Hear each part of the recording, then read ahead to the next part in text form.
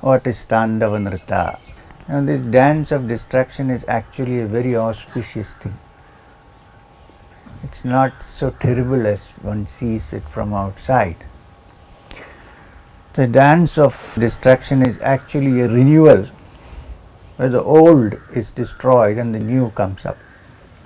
All that does not contribute to one's fulfilment and bliss, peacefulness and tranquility is eliminated at one stroke by the dangerous dance of Shiva.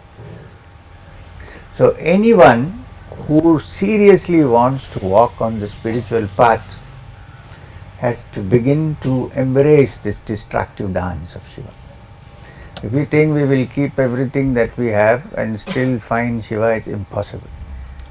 When the most important thing is that, then all other things are secondary in nature and therefore are not so important for us. Which is why Shiva is considered to be the simplest of deities, who can be invoked simply by pouring a little bit of cold water and 3 bilva leaves. It doesn't demand anything else. Now this bilva leaf is actually the offering of all our life, and the water that we pour is the water of life itself. So if both these can be offered to Shiva, people think it's so simple, get some water from the tap and pass on a bilva leaf and Shiva is happy. Well, we are happy that we think Shiva is happy. But the real thing is to completely surrender oneself to that flow of the water that comes from up above.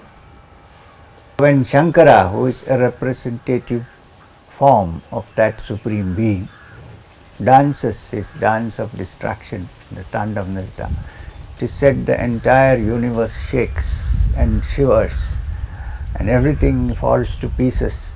This is the renewing and destructive aspect of divinity that you see every day in the inner world. When the dance of destruction of Shiva takes place in our hearts, then much of the old is destroyed. The most dangerous and the most almost concrete obstacle to understanding oneself and moving towards total freedom is our ego.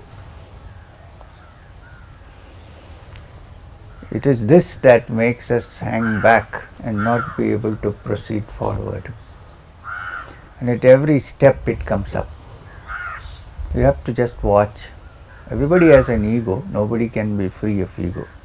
I'm talking about the negative ego, which thinks that it is the greatest, I am the biggest, there is nobody to beat me, whatever I think is right, the walls that I have built are stronger than steel, the securities which I have made cannot be broken by anybody.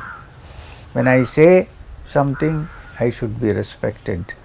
All these aspects of the ego are churned up, broken and thrown to bits in the thing called the Tandava Nritya. It's a frightening dance.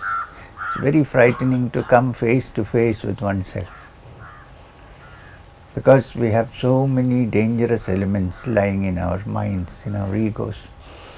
We don't see them, but symbolically on the night when Shiva does his Tandava, they are all brought to the front and broken to bits.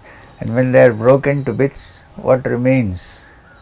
Only the peace and blissfulness of the essence of consciousness. This is the meaning of the Tandava Nritya.